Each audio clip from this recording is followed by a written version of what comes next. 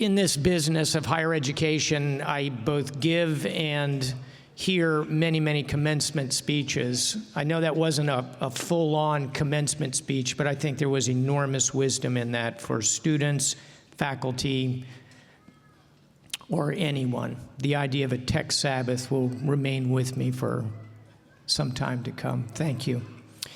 Now we get to hear from the class of 2018 directly, which is always a highlight. And I think we're going to start with Laurance Cosper, who's going to join me up here.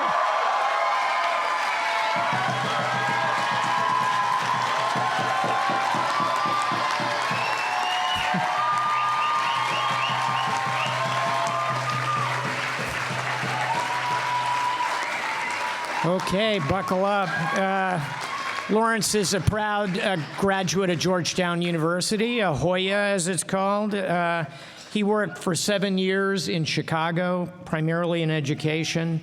He is a graduate of the Teach for America. Thank you for your service to this nation, Teaching for America. He already has a master's degree in public policy from Northwestern in and around the Chicago area. He's a trained mediator, and he will be joining the U.S. mission in Bangladesh as a USAID grad. The floor is yours, Laurance.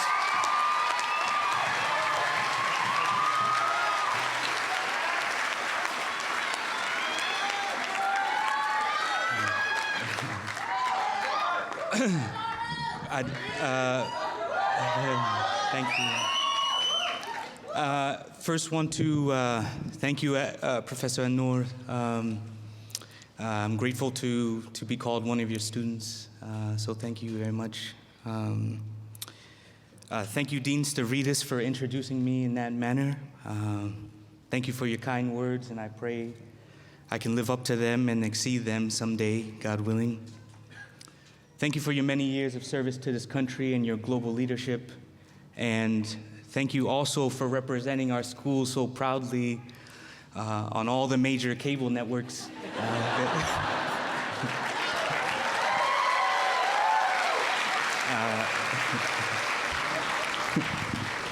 If I received a modest scholarship increase for every time a family called to tell me that someone from my school is on TV, I'd be in pretty good shape. Now that the obligatory lighthearted humor is out of the way, in all sincerity, it is not important for me to know what you do, nor is it my place to, but indeed, it matters to me most how you do what you do. And this goes to all the faculty and staff and administration that I've crossed paths with. I've both seen and felt you do your arduous and noble work with tremendous sincerity and generosity, and I thank you all again.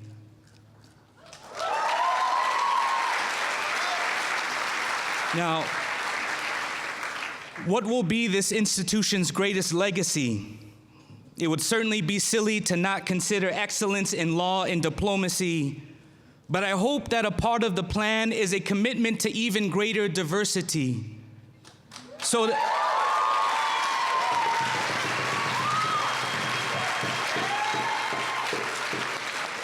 that in the next 5-10 years, there may be more faculty and students who walk down this aisle and maybe look like me.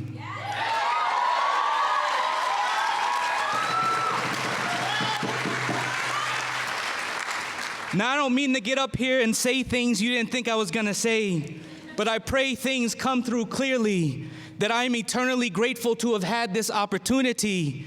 To Director Hurley, who read my application, I sincerely thank you for seeing something in me. And I know in my heart Fletcher does its best, and it's nothing intentionally, but I must admit that I'm still hungry. Still believe that the answers to our collective problems must come from all experiences collectively. And until then, we're an incomplete community. I wish to shout out Will and Khadija for their radically loving consistency.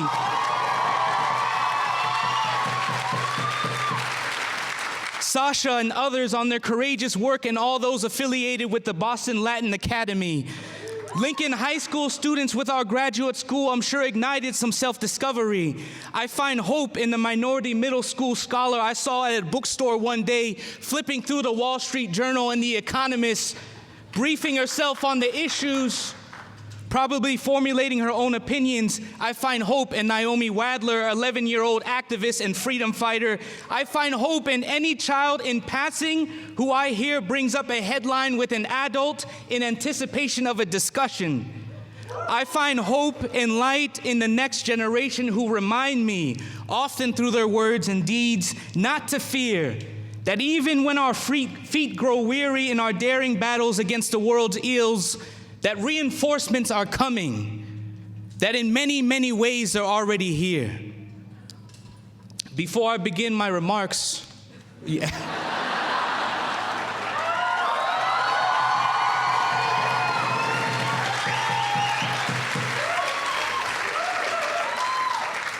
Before I begin my remarks, I do want to shine a light on a very special person in the audience today, and that person is my little sister.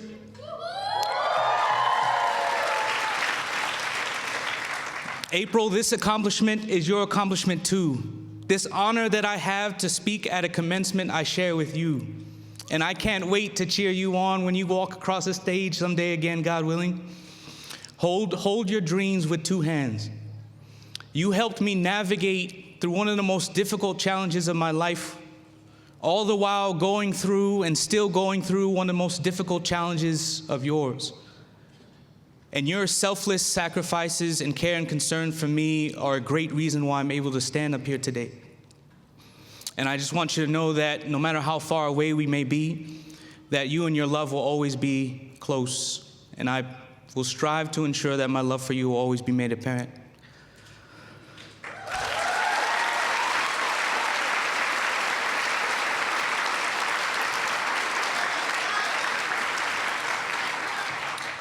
I address you all with the name of God, the most gracious and most merciful. May the peace and blessings of God be upon you all now and always, God willing. Good afternoon, and to those observing Ramadan Mubarak. To the parents, spouses, family members, friends, and loved ones, we are all honored and grateful that you are here with us to share in this experience. Many of you journeyed hundreds, perhaps even thousands of miles. Some cross oceans to get here. Some, like my mother, may be afraid of falling asleep at this very moment because of jet lag. Some of you pleasantly surprised us beyond measure with your presence. Some of you may have been inconvenienced at the airports or had to endure frustrating traffic, but you're all here now. And because of your immense love for us. And specifically to our parents, grandparents, caretakers, providers, I firmly believe that our hope, our belief in ourselves, our success in large part began with your I love yous, with tending to our cries of hunger and sleep, with your good luck on your exams, with holding our hands across the street, with your wholesome home-cooked meals, with letting us talk politics with the grown-ups, and with all of your it'll be okays. All of our accomplishments today were born before a time that any of us even knew an opportunity like this even existed. And we are walking testaments of your sacrifices and the sacrifices of our ancestors, your migrations and resiliency of our ancestors, your fervent, consistent, and humble prayers, and the prophecies of our ancestors that have afforded us this privilege to lovingly and passionately become whatever it is that we want it to be. And so we honor your undying love for us this afternoon and express our immense gratitude. May we always be a source of pride and happiness for you throughout your lives.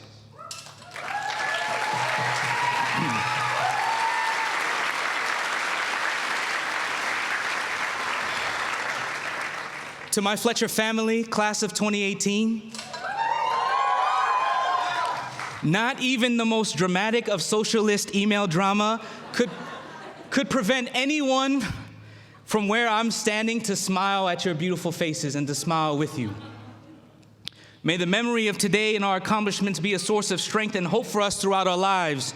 This notion that we started something and in a few minutes across this stage, we finished it. And may our efforts over the past months or years be a source of strength and hope and inspiration for those around us throughout our lives, our colleagues, friends, family, children, God willing. This notion that, yes, all things are possible. and I am incredibly honored and humbled you have bestowed upon me this unforgettable opportunity. One of my life's greatest honors, and I pray I do right by it. I will always be in awe of your stories, many of your incredible journeys to even get to Fletcher, your engagement in the community, your strivings to make it better, your openness to speak on your identities, your fearlessness to unequivocally be yourselves, your smiles at me, I will never forget. Everything you've taught me, taught each other about compassion and empathy, about finance or aggressions, or about your hometowns, every language table session, every nugget of wisdom and beautiful lesson gleaned from a Fletcher feast, every cultural exchange have all left an indelible mark on our heart and mind's canvas. And this goes for all the faculty too.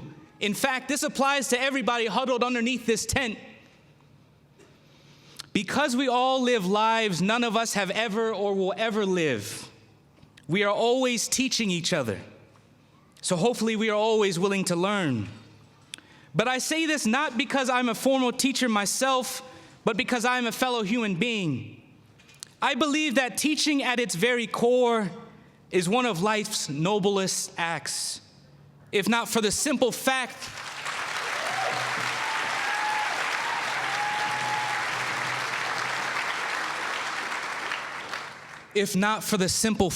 that when you teach someone anything with the right intention, you are in essence investing in a future that you may never even live to see. Yet you do it anyway. Time and time again, day in and day out, interaction after interaction, you teach without expectation of reward. You share yourselves without hesitation, reservation, or embarrassment. And I'm wholly convinced, either consciously or subconsciously, we do it because of our fundamental belief and hope in and love for humanity. Perhaps it was the same belief that gave Dr. Martin Luther King Jr. solace and strength when he proclaimed on the eve of his assassination, "I just want to do God's will." And he's allowed me to go up to the mountain, and I've looked over and I've seen the promised land. I may not get there with you, but we as a people will get there. I believe Dr. King internalized that if the human family collectively achieved to the greatest extent progress he dedicated his life for, that it was satisfying enough for him, even if he never experienced it for himself. As a member of the human race, he'd still be victorious. His children would benefit from his emancipating efforts. His grandchildren, their grandchildren someday. So I leave you all with the encouragement to continue teaching just because, to continue loving just because we belong to the same family. The seeds we plant in the minds of all we interact with just may be the ones who take us across the finish line.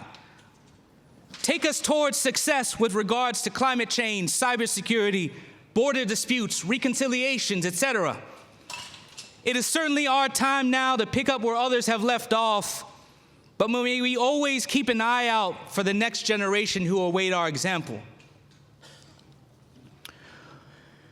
All of us together like this, once more, perhaps the last in a long time, I hope can remind us even just a little bit that we don't ever have to feel alone in our lives. Look around, and as a reminder to myself, soak it in. May the bonds we forge with our vulnerabilities, with our tears and our laughs, not be for naught, but sustain us on our paths. May we experience and take part in each other's weddings or children's birthdays, visit each other when we are ill, and yes, pay our respects when we pass. May the remembrance of our own mortality and the mortality of those we love most do nothing but inform us on how best we want to live and aid us to constantly reshuffle and prioritize what matters to us most. Of the innumerable choices we'll make in life, may the ones we choose lead to the best outcomes for ourselves, our families, and our communities. for the best in this life, and for the best, if you so believe, in the next. Thank you. I love you all very much. God bless you, and God bless your families. Amen.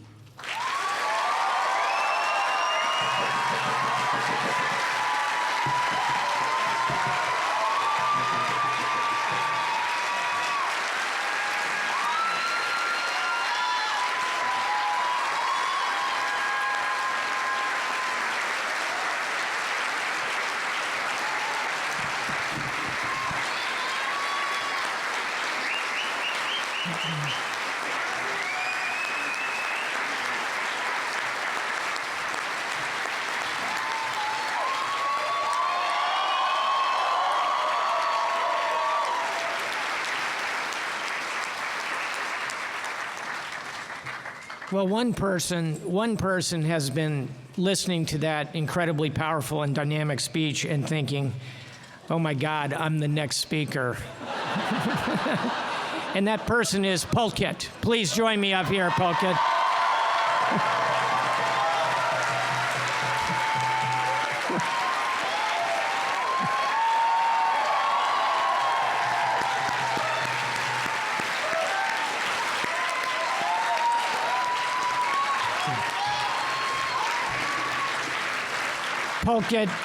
Pulkit is here concluding the Malb degree. He's done a focus on international law, international security, where he and I have interacted a fair amount, and humanitarian studies. His bachelor's is from the Punjabi Engineering College, one of the premier schools of India. He worked at McKinsey, India for 5 years after graduation, and as an executive director of a hospital in his native state in India. He's been heavily involved in the community and service activities throughout his time here at the Fletcher School. He's a global shaper under the age of 30 by the World Economic Forum, an organization that I know the difficulty of achieving that. And his focus throughout has been on how to help others. Pulkit, the floor is yours.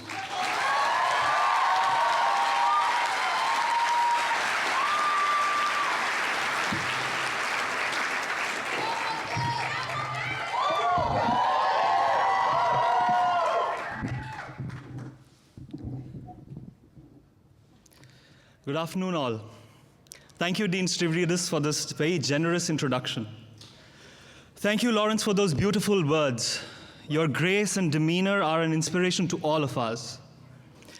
Congratulations to the class of 2018.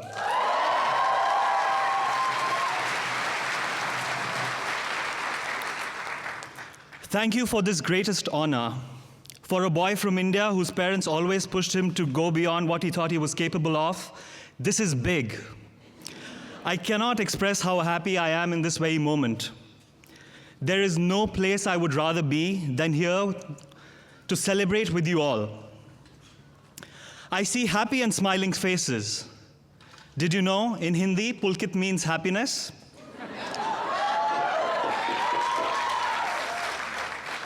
My father gave me this name. Before I began this journey at the Fletcher School, he also told me to greet everyone with a smile, that there was no comparison of a smile, and that the smile was the most lethal weapon ever produced. He asked me to proliferate smiles and happiness. Even if you tear up today, those are tears of happiness. As we all turn a page today, firstly, it is befitting of me to thank you and pay my respects. In Sanskrit, there's a word, and most of you must have heard it. It's a beautiful word formed by the amalgamation of two words, namaha and te, namaste. And it means, I bow to thee. It is very analogous to the Japanese tradition of bowing in respect. Today, I bow to thee, dear Fletcher School, as an institution of learning and a place I'm proud to call home. Your warmth embraced and held me, nurtured me, and nudged me forward. I bow to thee, dear professors, in reverence and gratitude. When you shared your knowledge, you shared it with utmost honesty. You implored us to listen intently, question the status quo, and to zealously advocate for the weak and powerless. I bow to thee, dear staff. Thank you for guiding and supporting us all throughout. You made life easier for us. Thank you.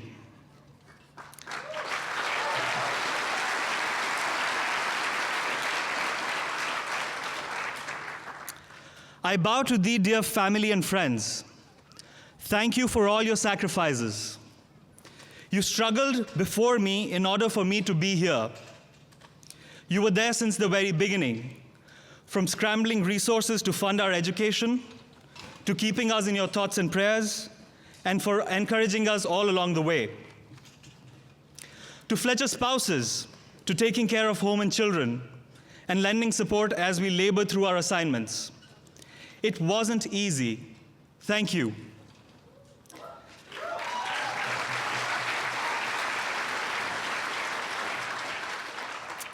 I bow to thee, dear classmates, my friends and peers. Your exemplary courage and due diligence to work on the most pressing global issues and your tenacious pursuit of knowledge is immensely commendable. I am proud of being one of you.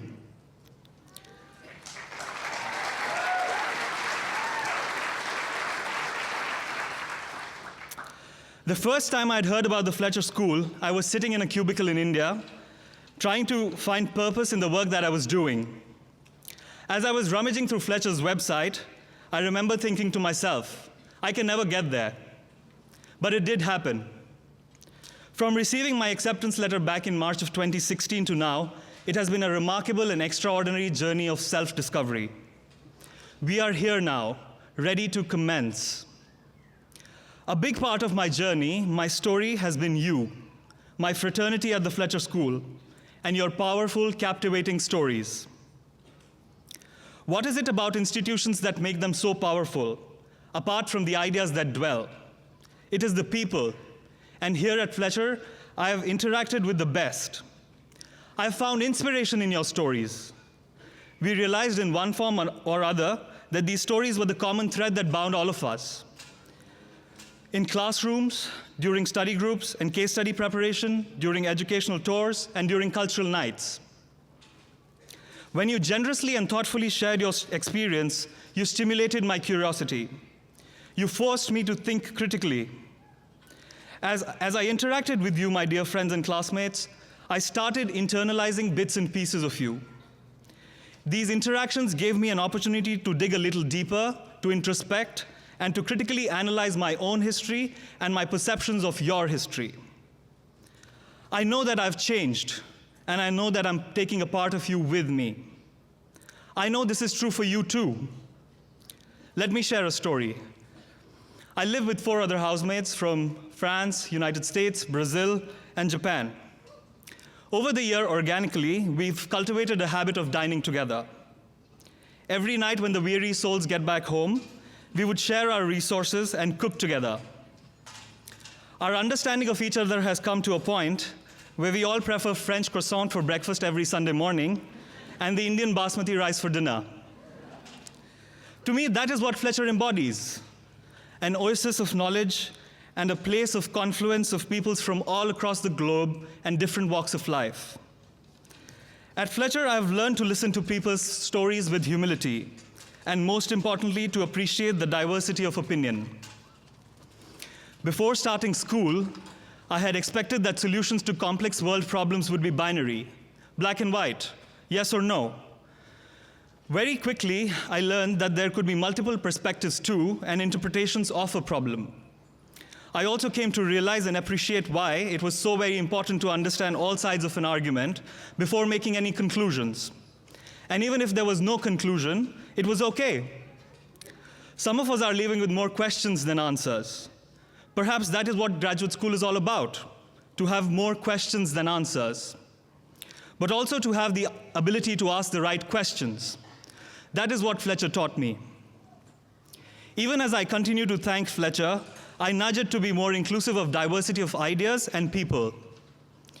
We too owe a bit of ourselves to this institute, and hope we will all contribute to the growth of this institution and for the next generation of students' ability to be here. We are ready to commence our journeys, with a mix of pride, jubilation, and expectation. As my friend Lauren Gray pointed out, Fletcher has set the wheels in motion, and now we are to keep them moving forward. We are to use the foundation that Fletcher has helped us lay, and in furtherance of it, as we continue to seek, we are to find the answers. In the words of Mark Watney from the movie The Martian, you begin, you solve one problem, and you solve the next one, and then the next, and if you solve enough problems, you're home.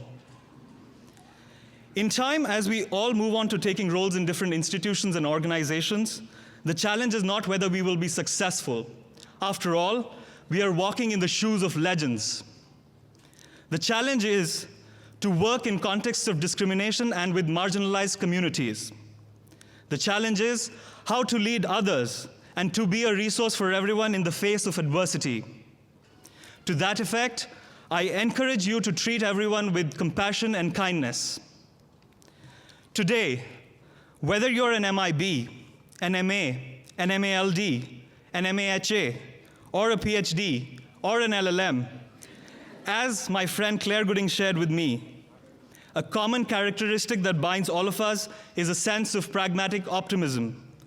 Whether through business, security, diplomacy, gender studies, civic or humanitarian action, we at Fletcher believe that the people-to-people cooperation and international cooperation ought to and can build a better future for the world.